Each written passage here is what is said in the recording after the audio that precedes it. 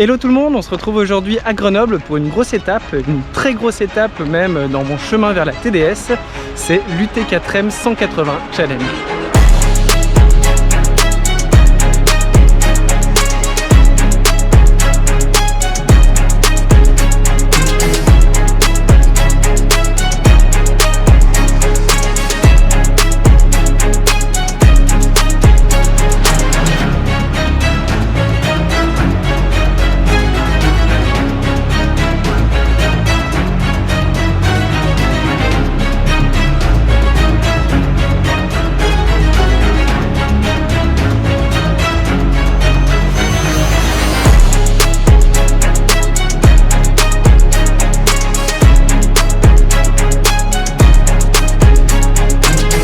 Mercredi 17 juillet, je suis au parc Paul Mistral à Grenoble, juste à côté de la halle Clémenceau qui est juste derrière, où se situe le retrait des dossards de cette UT4M 2024.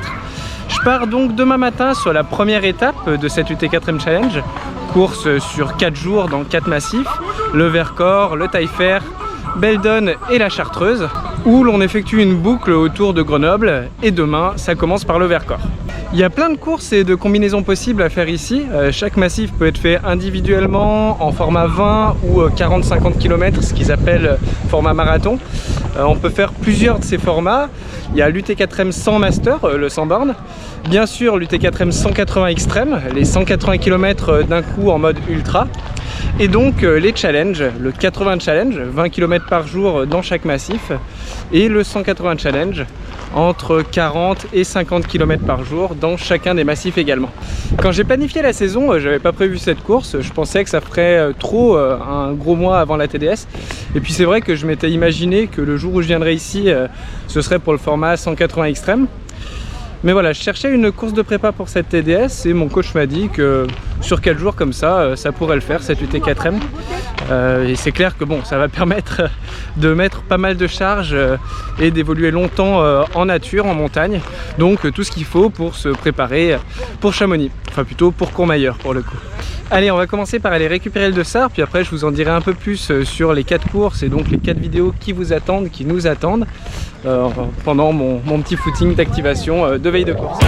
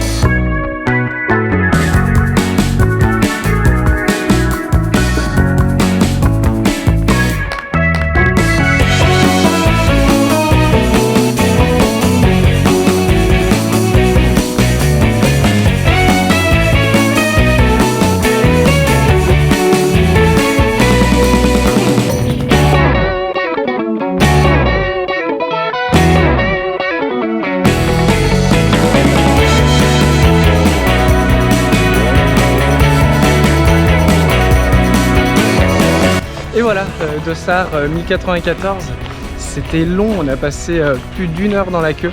Première fois que c'était aussi long pour récupérer un dossard. Bon, l'ambiance est très cool, hein. Hâte de débuter demain. J'étais un peu inquiet par rapport au dossard pour les 4 jours, mais finalement ils nous en donnent un de rechange. J'avais peur que le premier ne survive pas forcément jusqu'à dimanche soir. Il y aura donc 4 vidéos pour cet événement si tout va bien, donc une par jour. Pour cette UT4M, je pense que j'arrive relativement reposé, pas en confiance parce que mes courses ne passent pas très bien cette année. Pas mal de problèmes digestifs sur les dernières notamment. Voilà, mais si je dors bien cette nuit, je pense que je peux être plutôt en forme au départ demain matin. Ma principale inquiétude, c'est plutôt la cheville droite qui a tourné ici même, enfin en Beldon. Il y a 2 semaines de ça, j'ai aucune douleur à la course ou à la marche. Par contre, dès que je fais une mini torsion de l'articulation, ça me fait bien mal. Au niveau du ligament talo-fibulaire postérieur pour les connaisseurs. Et la cheville est très instable. Donc va falloir être prudent, surtout que ce sera bien technique par endroit. Si je veux pas aggraver ça et finir tout cassé. La course est longue, elle dure 4 jours, donc une blessure de main, ça me ferait bien chier quoi. Voilà pour aujourd'hui, je vais faire cette fameuse activation de veille de course, une petite demi-heure avec quelques accélérations. Je vous laisse avec la partie engagée. Je profite de ces 4 courses pour vous faire un résumé, ça faisait longtemps que je voulais le faire, des rapports du GIEC. À la base je voulais faire un rapport par jour plus le rapport de synthèse le 4e jour dans la 4e vidéo, mais c'est trop long, donc je vais devoir scinder et on continuera même après ces 4 vidéos sur ce sujet là. Là moi je fais ce footing, je vais préparer mes affaires et essayer de me reposer. Je vous dis à demain pour le départ de cette première étape, celle du Vercors à Cessin. Alors dans ces 4 vidéos et probablement plus, on va s'intéresser au rapport du GIEC et plus précisément au 6e rapport du GIEC. Si je veux être efficace, il faut que j'aille droit au but. Donc pour tout ce qui concerne la composition du GIEC et son fonctionnement, je vous renvoie à la vidéo et à la publication Insta que j'avais déjà faite à ce sujet. Ce 6e rapport du GIEC est lui-même scindé en plusieurs rapports, un par groupe de travail publié entre août 2021 et mars 2023. Ces rapports constituent à l'heure actuelle la meilleure mise à jour qui soit sur l'état des connaissances scientifiques et la compréhension physique du climat pour le groupe 1, sur les impacts, l'adaptation et la vulnérabilité des sociétés humaines et des écosystèmes au changement climatique pour le groupe 2, et enfin sur les possibilités d'adaptation et d'atténuation du changement climatique pour le groupe 3. Ils doivent servir de base, du moins ils devraient, à chaque discussion sur l'écologie, le climat ou l'urgence climatique. Ce sujet étant un sujet scientifique sérieux et extrêmement complexe, il est impossible de discuter de tout ça et de comprendre les enjeux sans avoir pris connaissance du contenu de ces rapports, au risque que ça termine sinon en discussion de comptoir où chacun donne son avis souvent marqué par de nombreux biais et souvent peu basés sur la science. En gros, ça mène pas à grand chose, sauf à des engueulades.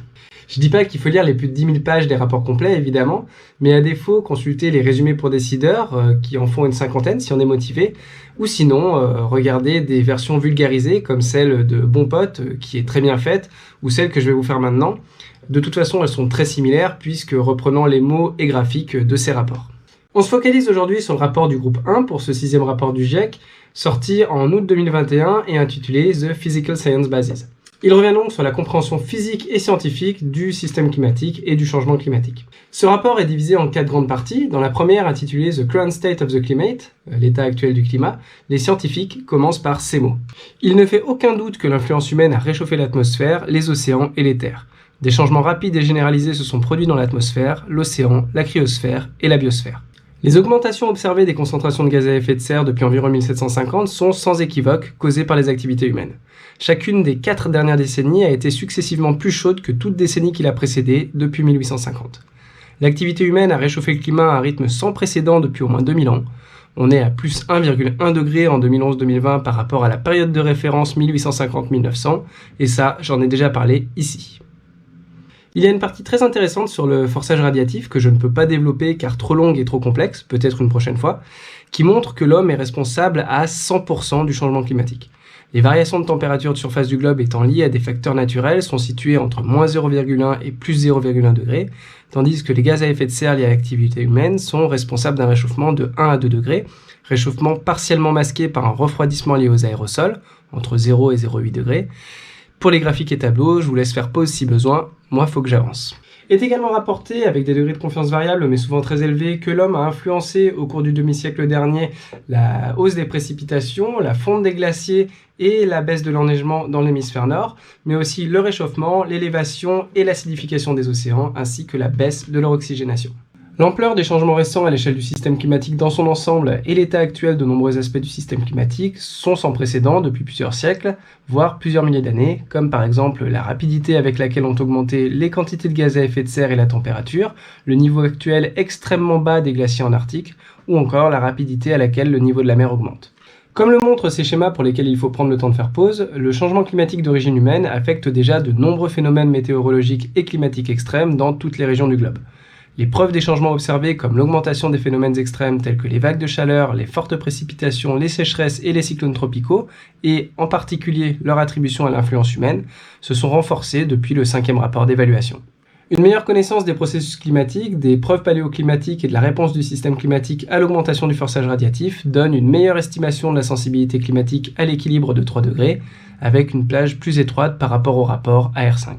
Voilà pour la première partie de ce premier rapport. Je ne veux pas en faire trop chaque jour pour que ça dure pas trop longtemps et que ça n'explose pas dans vos têtes. Je vous conseille évidemment d'aller directement lire le résumé pour décideurs. En plus, pour ce rapport-là, il existe une version française que je vous mets en description. Pour le reste, je vous retrouve dans la prochaine vidéo, celle du Taillefer, pour continuer sur ce sujet. Allez, on se retrouve jeudi matin, direction Cessin et le lieu de départ de la course, parc François Mitterrand à Cessin exactement. Départ à 8 h, là il est 6h30.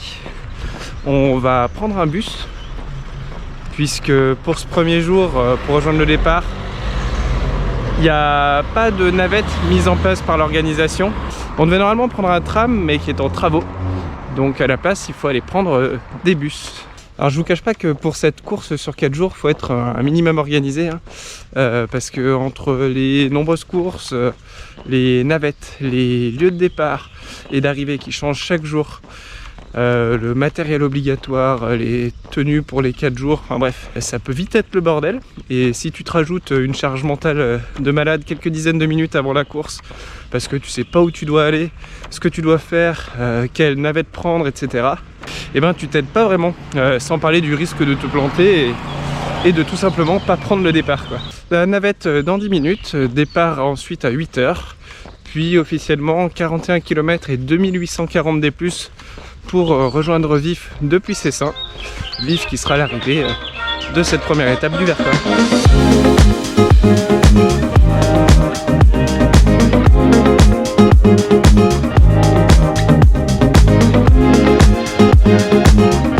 À cette heure-là, avant les jeudis matins, je faisais autre chose, si vous voyez ce que je veux dire.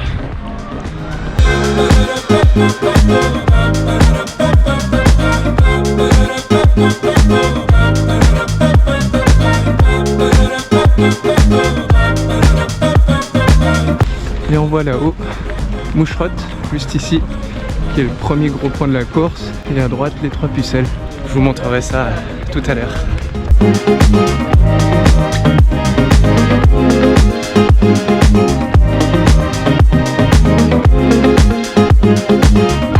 Allez, ça y est, je suis au parc à Cessin, départ dans 40 minutes. Je vais aller déposer c'est un sac, pas de base vie puisque c'est pas un ultra, mais qu'on peut récupérer à l'arrivée. Ça peut être assez pratique parce qu'étant donné qu'on est plusieurs sur cette course et que je vais en attendre à l'arrivée, qu'on ne sera pas à côté de l'appart, qu'il faut prendre une navette après, c'est bien d'avoir quelques affaires de rechange et de quoi manger un petit peu, parce qu'il faut vite manger après la course pour refaire des recharges pour les jours qui arrivent après, étant donné que c'est une étape seulement sur 4. Bon là c'est cool, hein, il y a une bonne ambiance, tout le monde est motivé, c'est facile, c'est le premier jour, c'est censé être le jour le plus facile. Non seulement en termes de distance dénivelée, donc de temps qu'on va mettre à courir, en termes de motivation, parce que c'est le premier jour. Donc il faut faire attention à pas trop envoyer aujourd'hui pour en garder pour les 3 prochains jours. C'est la difficulté principale de ce format. Et puis voilà, essayer de surtout prendre du plaisir aujourd'hui et de pas se défoncer pour les jours suivants.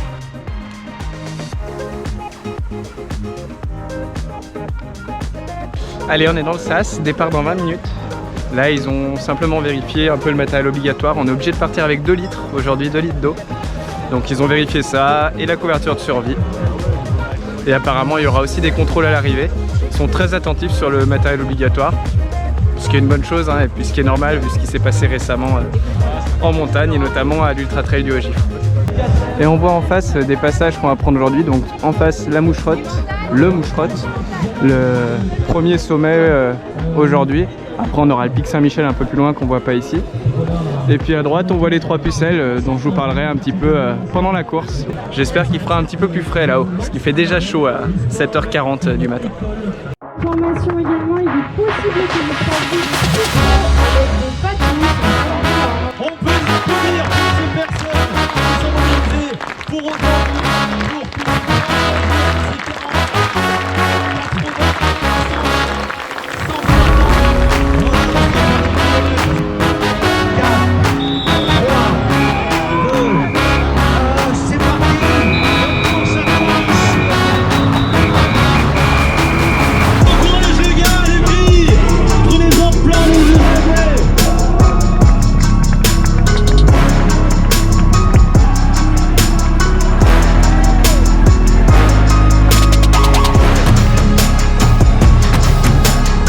Allez voilà, on est parti.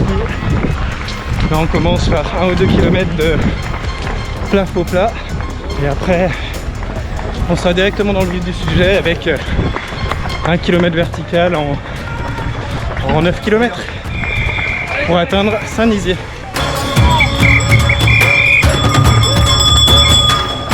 Allez,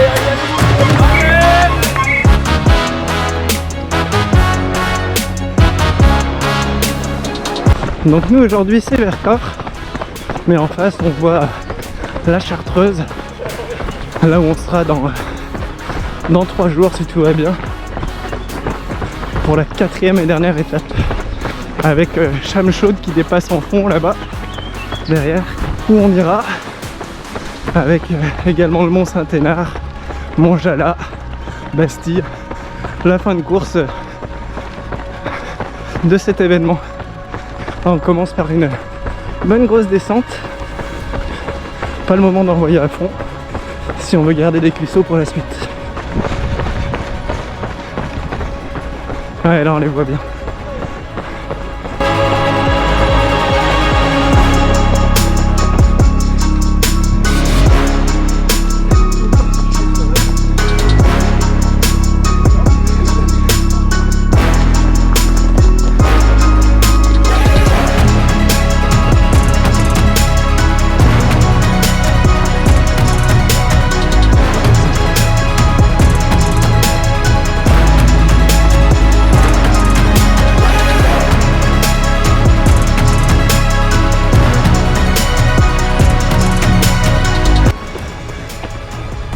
Et on voit Grenoble à droite.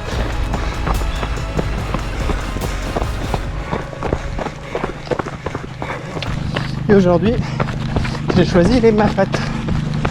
Comme je disais sur mes vidéos de préparation à TDS, je vais varier entre Oka Mafat et Salomon Genesis Lab sur ces 4 jours pour voir lesquels je préfère et lesquels j'emmènerai sur la TDS.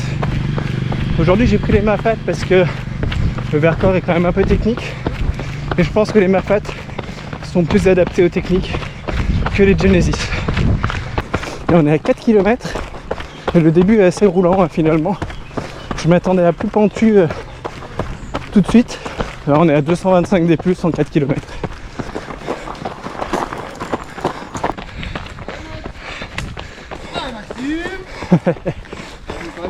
Merci, salut.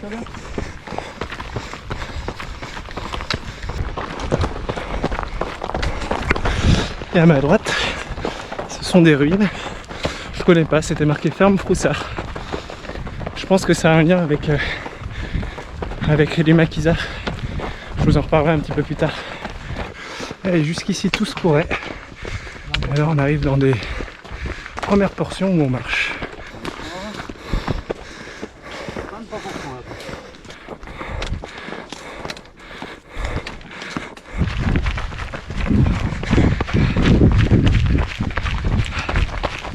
Sur ma gauche, sur la Chartreuse, et à droite, on aperçoit les 3 pucelles. 3 pucelles qui sont des aiguilles rocheuses calcaires qui marquent en fait un peu l'entrée dans le Vercors, quoi. Elles surplombent Grenoble. C'est aussi un site de grimpe. Encore des ruines.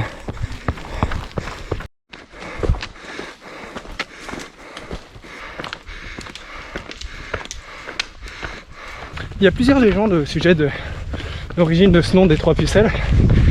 La première, c'est que ce serait 3 filles d'un seigneur du coin qui avaient été enlevées par les Sarrasins et qui ont été sauvées par Roland, le fils de Charlemagne, Évidemment, elle tombait amoureuse de lui, sauf que le Gus était déjà marié. Et donc elles se laissèrent dessécher jusqu'à se transformer en pierre. La deuxième, c'est que ce serait des trois filles aussi, qui étaient poursuivies par des mécréants, qui ne leur voulaient évidemment pas du bien. Pour leur échapper, elles se mirent à prier Saint-Nizier. Et immédiatement, Saint-Nizier les transforma en pierre. Et la terre s'ouvrit sous les méchants garçons en les engloutissant. Celle-ci, elle me fait marrer parce que, ok, Saint-Nizier il les a sauvés, mais il les a transformés en pierre, quoi. Et en réalité, on les voit pas encore là, mais elles sont juste derrière. En réalité, il y a 4 dents, il n'y en a pas 3. Enfin, 4 arêtes qui s'appellent Couteau, Grand Gérard, la Grande Pucelle et la Pucelle de Saint-Nizier. Et elles sont situées donc là-haut, autour de, on les voit bien là en face, autour de 1400-1450 mètres d'altitude. Bonjour.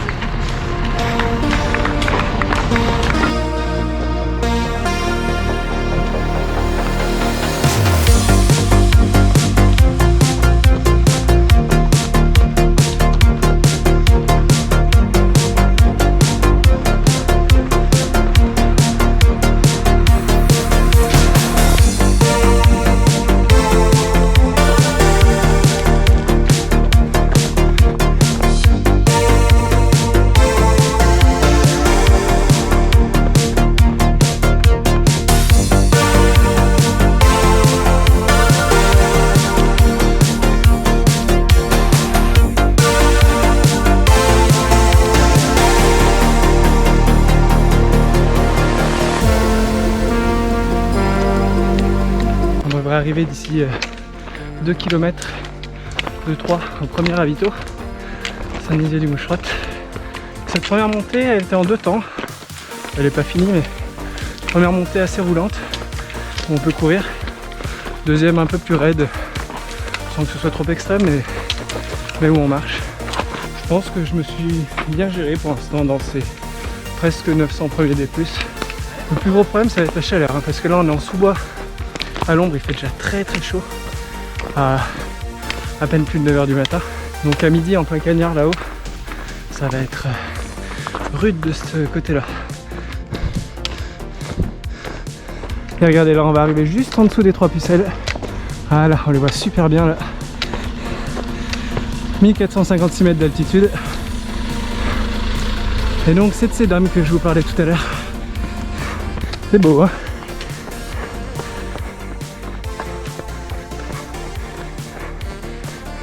Et on aperçoit en face, je pense que vous le voyez pas trop, mais il y a des coureurs qui montent dessus, le tremplin olympique de Grenoble, tremplin du Dauphiné, qui a été construit pour les JO d'hiver 1968 à Grenoble. Bon, il y a d'autres trucs qui ont été construits autour, hein, notamment vers Champs-Rousse, où on ira dans 2 jours en Beldon. Après, ça a servi pour quelques étapes de Coupe du Monde, jusqu'en 80 ici. Et depuis, c'est à l'abandon. L'épreuve de saut à ski des JO d'hiver 68 ici, qui avait été remportée par Vladimir Belousov. Et ouais, j'ai bossé.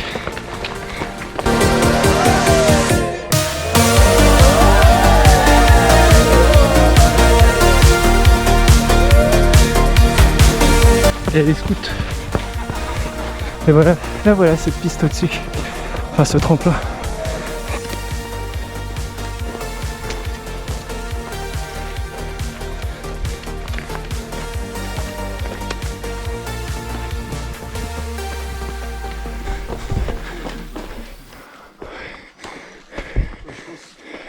Il y a des balises là-bas ou pas? Il n'y avait pas de balise là-bas? Le gars avait dit qu'à chaque fois qu'on voyait une balise, il fallait voir la prochaine.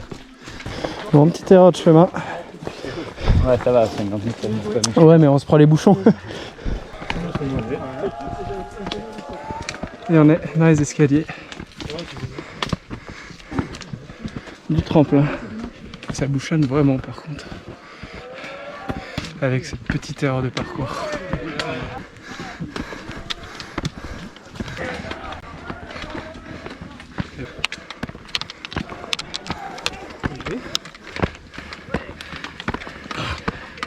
Ouais, voilà, comme je disais juste avant, 2-3 minutes d'égarement.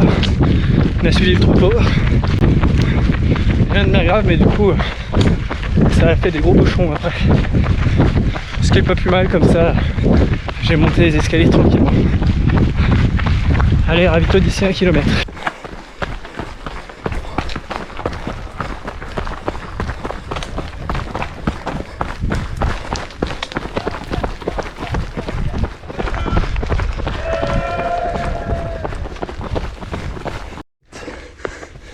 Encore 700 mètres les gars. Merci.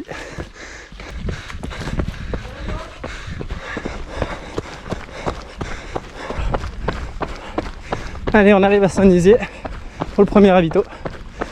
Saint-Nizier, donc cette ville, je peux faire le lien un peu avec ma vidéo de la trace des maquisards. Parce que ça a été un haut lieu de la résistance. Le 13 juin 1944, il y a plus de 750 maquisards qui se sont battus, des maquisards de l'Isère, hein, pas des maquisards de l'Ain, ici contre les Allemands. Et donc ce village a été décoré de la médaille de la résistance. Il y a une nécropole ici, la nécropole de Saint-Nizier, où sont enterrés beaucoup de résistants dont Jean Prévost, un écrivain français relativement connu. Bon, ici tout a été reconstruit en après-guerre, sauf cette église là qu'on vient de voir, qui est d'origine, et quelques fermes du coin aussi. Allez, le ravito avant de monter tout droit jusqu'aux moucherottes. 4e femme, la 3e à 30 secondes.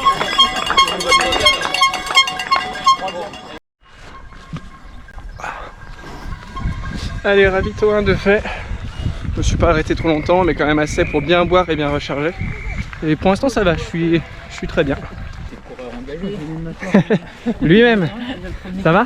Ouais, et toi? Tu regardes des vidéos? Ouais. Ah, t'en as vu au moins une, j'imagine, du coup? Plusieurs même, ouais. Bah c'est gentil, merci. Tu fais lequel? Ah, 4x40 aussi? Allez, là depuis le dernier ravito jusqu'aux moucherottes, on a à peu près 5 km 700 des plus. Je la connais cette partie, je l'ai faite une fois quand j'étais venu encourager des copains au trail du Moucherotte. On va repasser en haut du tremplin olympique, puis monter par une sorte de, pas cheminée mais assez raide, jusqu'au sommet. Et voilà, tout en haut du tremplin, abandonné.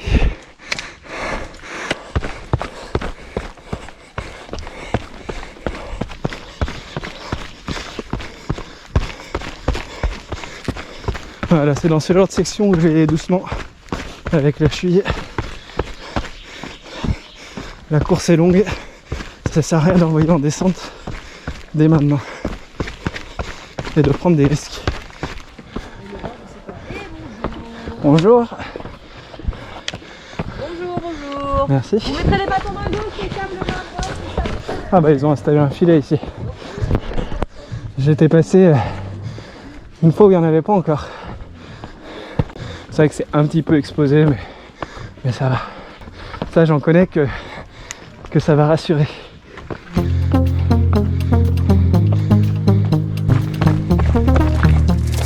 C'est à gauche.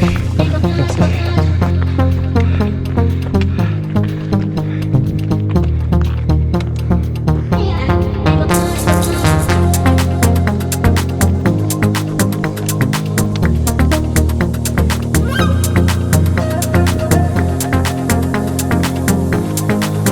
Là, on arrive juste au-dessus des 3 pucelles. On les voit pas ici, mais elles sont juste à gauche. Donc on est à peu près à 1450 mètres d'altitude. Il en reste 450 jusqu'aux moucherottes. Ils sont derrière là, les 3 pucelles.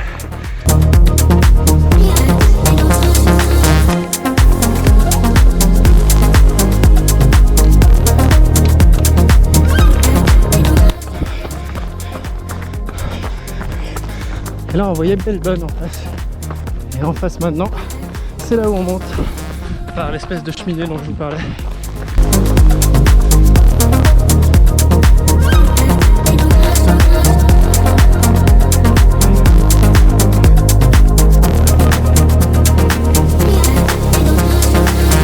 y a une grande paroi en face de nous là. On va la contourner par la droite et puis monter dessus pour passer en direction du Moucherotte là. On va aller par la droite.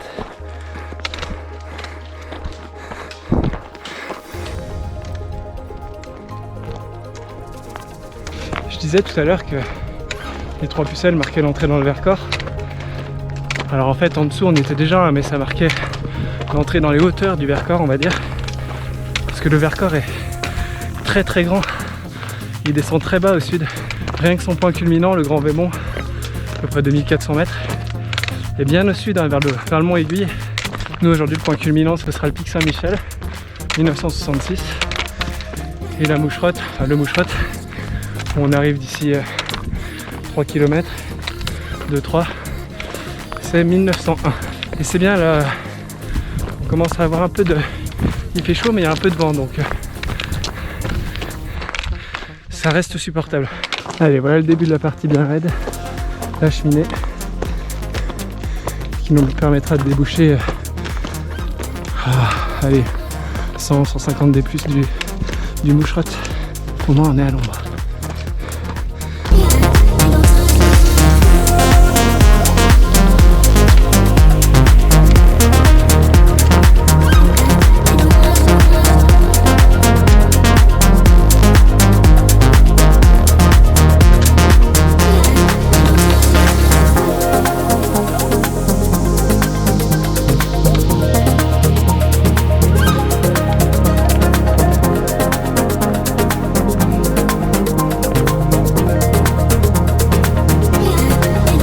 On voit le Moucherotte en face.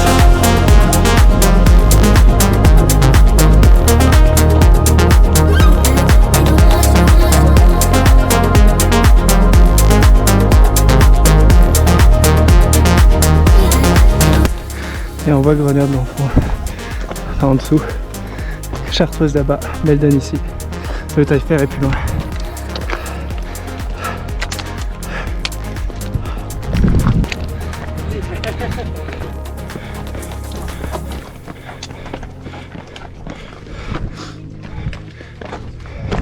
Et voilà le sommet du Moucherotte, 1901 mètres. Donc sommet de roche calcaire hein, ici aussi.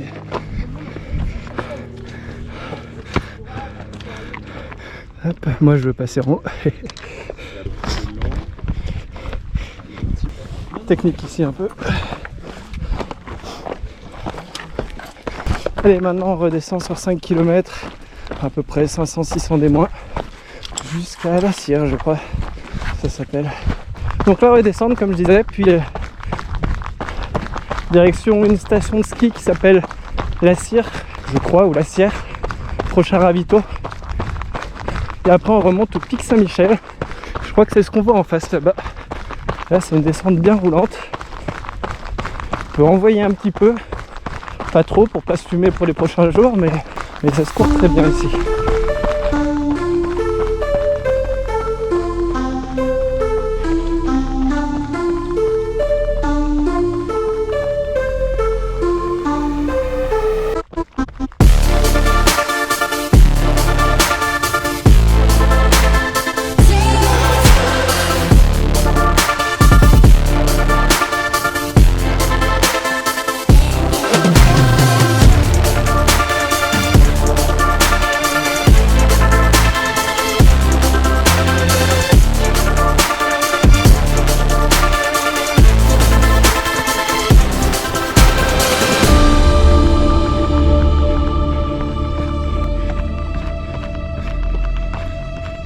Un peu la technique du crapaud, mais au moins on prend pas trop de risques.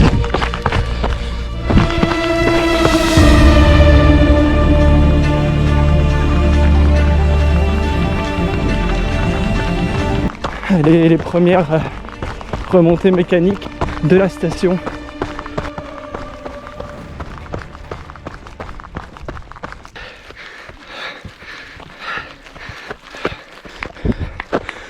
Merci. Tu vas devenir célèbre. Merci. Allez, deuxième ravito, la Cire. Allez, c'est bien, t'es en forme. Merci. Eh, bravo. Heureusement que je suis en forme.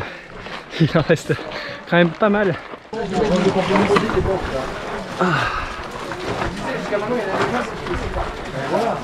Ah, ça c'est incroyable les éponges.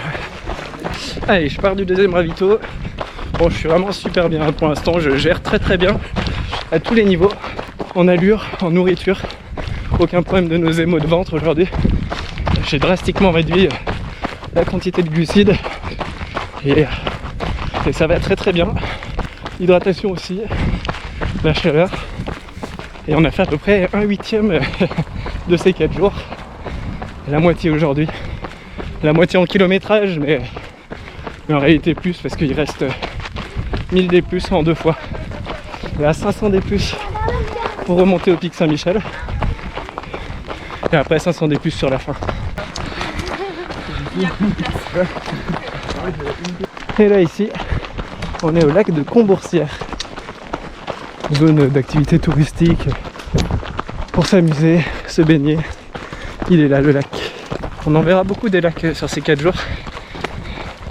Notamment demain en Taillefer et après-demain en Belledonne. Beaucoup de lacs d'altitude.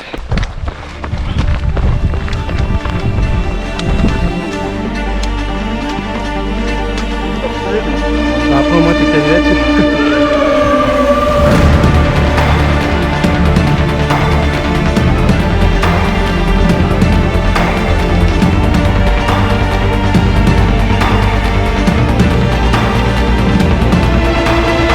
Cette remontée aussi au pic Saint-Michel, elle est pas trop...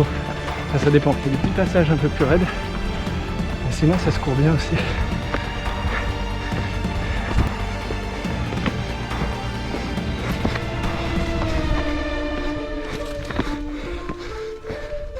C'est beau, hein. J'avais fait une rando course dans le Vercors du côté du Grand Vémont avec un pote à moi. Et sachez que si vous voulez en faire, eh ben on y trouve très peu d'eau. J'avais galéré, j'avais eu tellement soif. Pourtant j'avais pris 5 gourdes, hein, mais voilà, il faisait vraiment chaud. Et on trouve pas de source d'eau dans le Vercors, du moins pas du côté du Grand Vémont. Là il y en avait une du côté des chalets, enfin de la station de ski de La Cire. Bonjour. À combien 23 km et 2050 D+. Merci. Merci.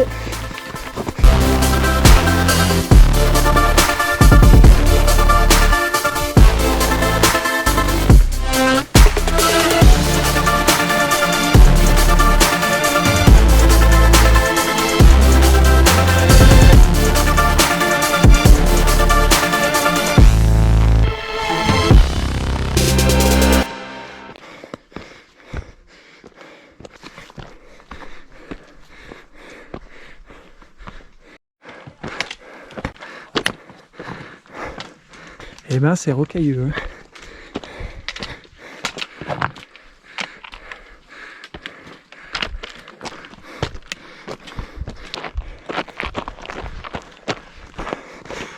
Eh ben on n'est pas en haut encore. Mais au moins on voit le sommet.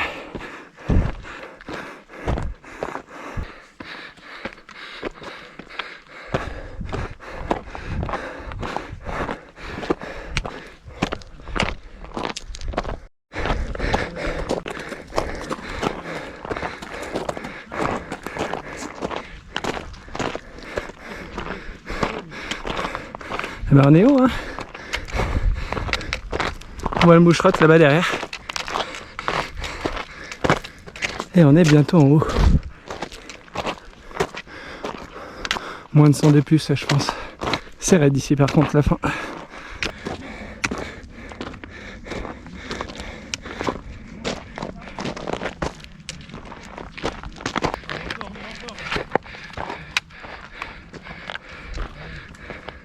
Bonjour. Attention à vous. Merci. Bonne descente. Merci. Moi je suis avec Marianne, elle avait des Allez, le pic Saint-Michel. Une petite vue rapidement. Il a dit quoi? On voit le Grand Vémont au fond là-bas. Et le Mont Aiguille aussi. Là-bas c'est Monténard, Sénépi. Et il y a une belle vue d'ici.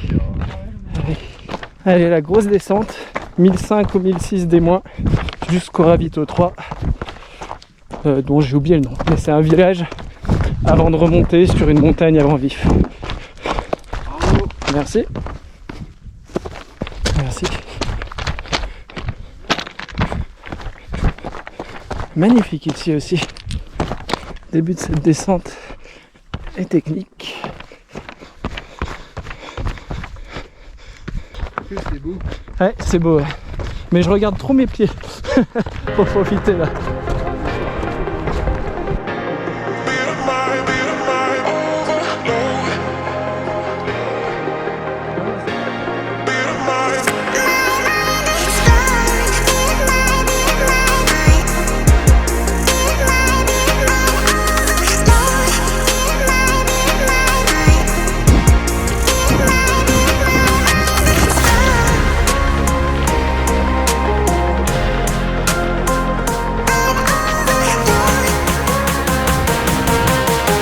Et là on arrive au col de l'Arc, si je me trompe pas.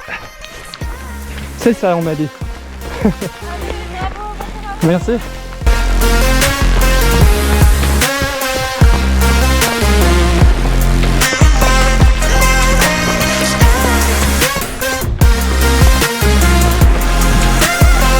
Mais capacité incroyable en descente, commence à être connu.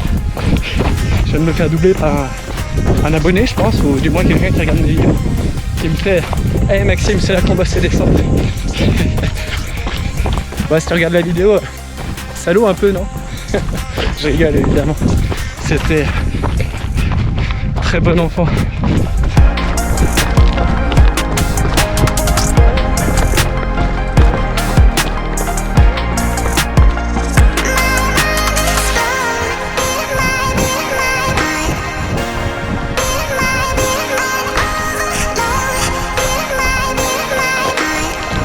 On commence à retrouver un peu d'ombre dans des parties boisées en forêt.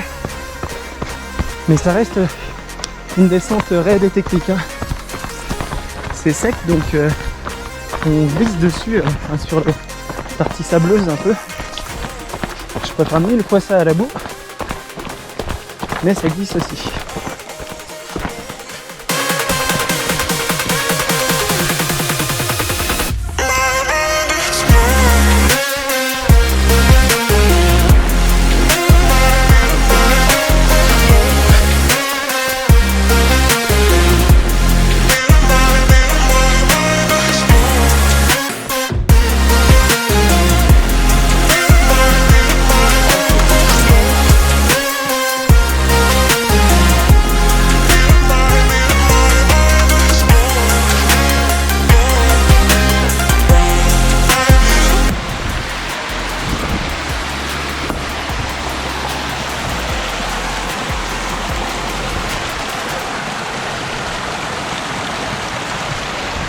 Voilà, on se rafraîchit. On a dû faire un peu plus de la moitié de la descente, je pense.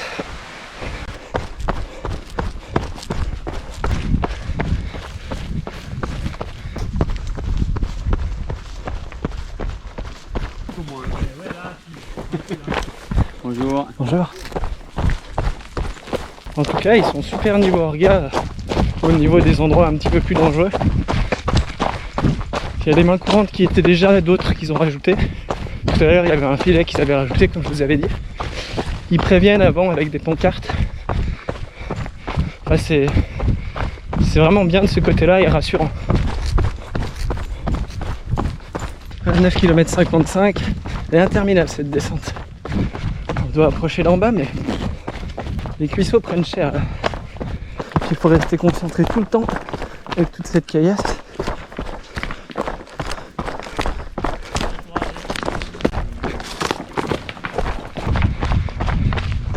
Allez, j'ai dépassé les 30 bornes, on va pas tarder à arriver à Saint-Paul-de-Vars, le troisième et dernier ravito, avant de remonter sur la montagne qu'on voit en face.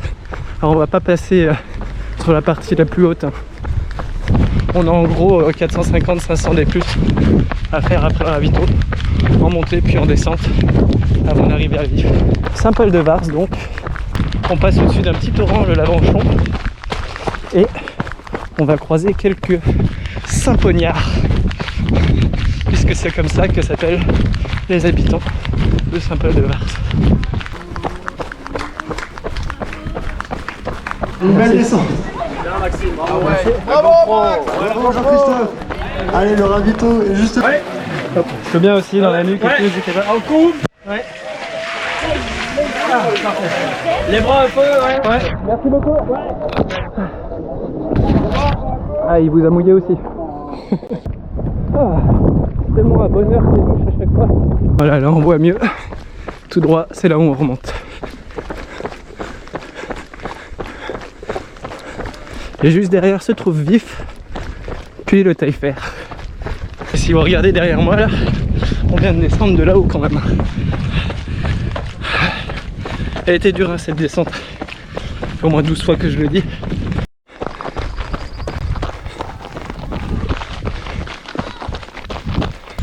Allez, je suis dans cette dernière montée de 400-500 D+. Je suis vraiment très bien en montée aujourd'hui. Je me freine pour pas trop me crever, mais ça va bien. C'est une bonne journée de trail. Peut-être le beau temps qui fait ça, depuis le temps qu'on attend. Là, on est dans un coin qui s'appelle Brise Tourte. Ça me fait marrer. J'imagine un mec qui prend une tourte et qui l'éclate au sol. Brise Tourte. Cherchez pas.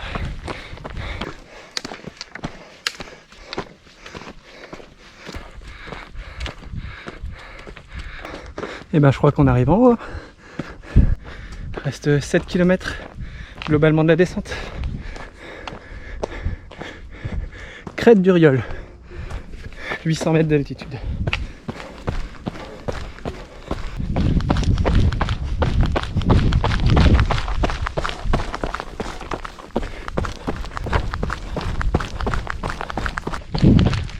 Et on voit Vif en dessous. Et de l'autre côté, là, derrière les arbres, je vais vous montrer après le Taillefer, là où on sera demain. Et même Beldon en fond. On sera dans 2 jours. Voilà, là c'est dégagé. Bon, si je me fais pas mal à la cheville d'ici l'arrivée, une bonne course aujourd'hui, je pense. Bien gérée. Un seul point noir. J'en ai pas trop parlé jusqu'à maintenant parce que ça va. Mais je pense que j'ai pris les chaussures au cas un peu petites. J'ai le gros orteil qui tape un peu au fond. Ça c'est mauvais quoi. Donc là j'ai un peu mal, mais bon c'est bientôt fini donc ça va. Mais sur un ultra, ce serait vraiment problématique quoi. Ou alors il faudra que j'essaye de les serrer plus. Là dans les descentes, c'est vraiment problématique. Vous entendez ça? On se croit à Marseille.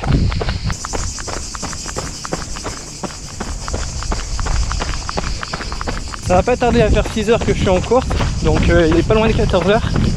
Là, en redescendant et en s'approchant des heures les plus chaudes, on a vraiment une chaleur étouffante. Je suis content d'arriver. Et demain, la course doit durer, je sais pas, 3-4 heures de plus au moins. Ça sera probablement l'étape la plus dure demain. C'est la plus longue, c'est sûr, et je pense que c'est la plus dure. Vu qu'ils ont raccourci un peu Beldon. Et je vous en parlerai encore plus. Oh, il y a des piscines. Je crois qu'il y a un torrent qui traverse Vif, la Grèze. Ou la Grêle, je sais plus. On verra à l'arrivée, mais il y a moyen que j'aille tremper les gambettes pour faire un petit bain froid de récup. Bain frais.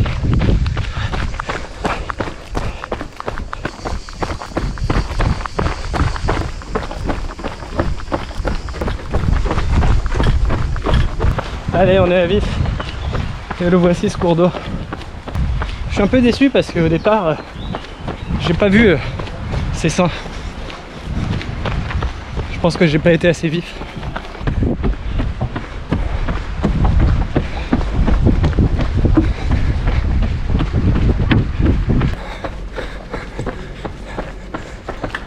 Merci.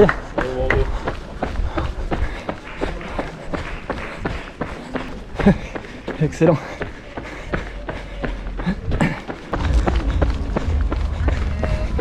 Allez, on arrive au bout de cette première étape. Plus tôt que prévu niveau kilométrage. Allez, n'hésitez pas à venir me voir hein, si vous souhaitez faire un petit retour au micro. Ça va, Angela? C'est ça, hein? J'ai pas raté le coche là, hein? Parce que tout à l'heure, j'étais pas sûr parce que j'avais pas le bon nom. J'avais peut-être le 5e nom du monsieur. Là, j'ai le bon nom, c'est tout bon.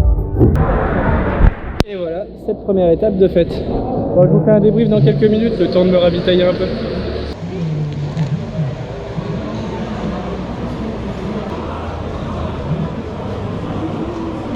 Allez, je suis arrivé il y a maintenant 40 minutes environ. Je vous fais un court débrief de cette première journée. Donc là, j'ai eu le temps de me poser, de me changer vite fait. Je pense que ça va bien et que j'ai fait une bonne course dans le sens, une bonne gestion, comme je disais. Je me suis pas cramé, un peu dur dans la longue descente, mais ça l'était pour tout le monde. Un peu dur la chaleur à la fin, mais ça l'était pour tout le monde aussi. J'ai regardé les classements, là je suis 71e et j'ai cru voir qu'on était 353 au départ. Donc c'est plutôt un bon classement, mais ça veut absolument rien dire. Il reste 3 grosses étapes ensuite. C'était vraiment trop cool, trop beau. Je sens que cet UT4M il va rester dans les mémoires pendant un petit moment. Si j'arrive à aller au bout. Tout s'est bien passé niveau alimentation, niveau hydratation. Je me suis jamais senti mal à cause de la bouffe ou du manque d'eau. J'ai réussi à épargner ma cheville comme je le voulais. Ouais, vraiment une course à ce niveau-là, presque parfaite niveau gestion. Juste comme je disais, ces chaussures qui sont peut-être pas adaptées pour du trop long en fait, parce qu'un peu petites. Demain, je prendrai les Salomon Genesis, en espérant que ça aille mieux avec celle-ci pour le coup. En tout cas, je pense que j'ai sauvé pas mal d'énergie pour les jours qui arrivent, donc content. Voilà, je vais prendre la navette qui part dans 10 minutes, je vais aller me reposer. Et puis je vous retrouve demain pour la deuxième course, celle du Taillefer. Je vous reprends une dernière fois, promis, mais petite anecdote marrante, j'étais en train de regarder les classements sur l'UT4M 40 Vercors, donc ceux qui faisaient que la course d'aujourd'hui, les 40.